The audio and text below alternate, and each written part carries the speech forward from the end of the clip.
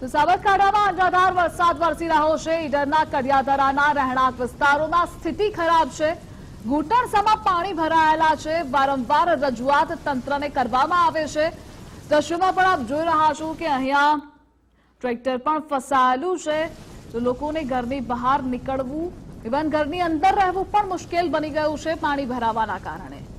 વારંવાર રજૂઆત કરવામાં આવે છે, છતાં પણ માત્ર ને માત્ર દાવાઓ તંત્ર કરતું રહે છે અને સ્થિતિ લોકો ભોગવી રહ્યા છે। તો આપ જોઈ રહ્યા છો કે લોકોના ઘર અંદર આ પાણી ઘૂસી ગયા છે। માલસામાનને મોટા પ્રમાણમાં નુકસાની પહોંચી છે। તો સાબરકાંઠા જિલ્લામાં અવિરત વરસાદ પડ્યો। સાબરકાંઠાથી ગુજરાત ફર્સ્ટનો ગ્રાઉન્ડ ઝીરો રિપોર્ટ। જિલ્લાના તમામ તાલુકામાં સાર્વત્રિક વરસાદ। ઈડર, ખેડબ્રહ્મા, વડાલી સહિતના પંથકમાં ભારે વરસાદના કારણે ઠેર ઠેર પાણી ભરાયેલા છે। ઘરવખરી સહિત અનાજનો જથ્થો પણ પડ્યો છે।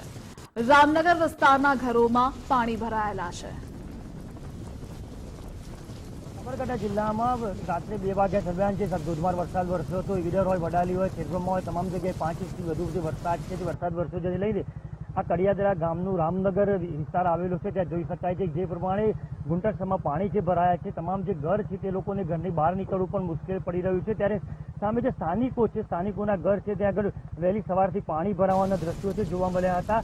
જે સ્થાનિકો છે તેઓને અવારનવાર તંત્રની રજૂઆત કરી છે, પણ કોઈ પણ જે કાર્યવાહી છે કરવામાં નથી આવી। ત્યારે આ ઘરના દ્રશ્યો છે જે પણ સ્થાનિકો લઈ રહ્યા છે, કેવી મુસીબતનો સામનો છે તે કરી રહ્યા છે તે આપણે બતાવવા માંગીશ કે જે લોકો સ્થાનિકો છે તે ઘરની બહાર જે ખાટલા છે તે મૂકી અને બેસેલા જોવા મળી રહ્યા છે, કારણ કે વહેલી સવારથી જે વરસાદ વરસી રહ્યો હતો તેને લઈને પાણી ભરાવાના દ્રશ્યો છે તે જોવા મળી રહ્યા છે। કેટલાક સ્થાનિકો આપણી પાસે છે, તેમની સાથે જ વાત કરીશું કે મહિલાઓ છે તેઓ પણ જે સમસ્યાનો સામનો છે કરવા જોવા મળી રહ્યા છે। સ્થાનિકો સાથે વાત કરીશું। શું કહેશો બેન, આપણા ઘરે પાણી ભરાયું છે? રોડ ને બોર્ડ ને તોડો અને પુલનો પાણી જવાનો નિકાલ કરો। અમાર રહું હે ના તો પીડા થઈ ગઈ છે। ઘઉં હે ખાટલા પર ઘઉં જો આ કુવા દે અનેક વાર તંત્રની કોઈ રજૂઆત કરવામાં આવી, ગામના સરપંચે કોઈ રજૂઆત કરવામાં આવી છે? રજૂઆત કરી છે, કોઈ કાર્યવાહી કરવામાં આવી છે કેમ? કોઈ આવી નહીં।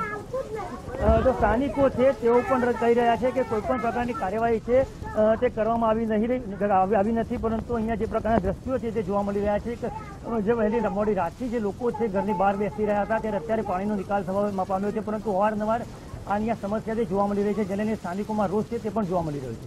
યશ ઉપાધ્યાય, ગુજરાત ફર્સ્ટ, સાબરકાંઠા, હિંમતનગર।